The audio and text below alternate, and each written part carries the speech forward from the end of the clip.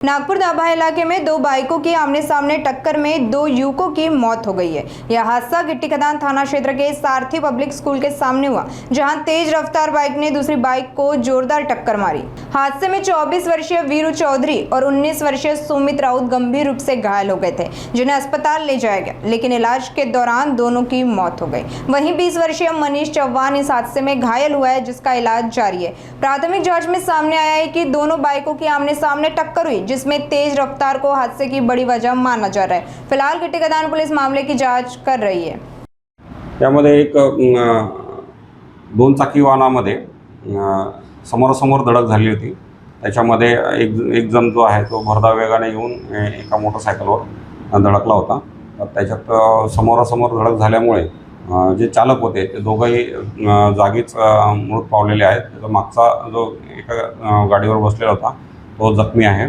त्याचं उपचार हॉस्पिटलमध्ये सुरू आहे।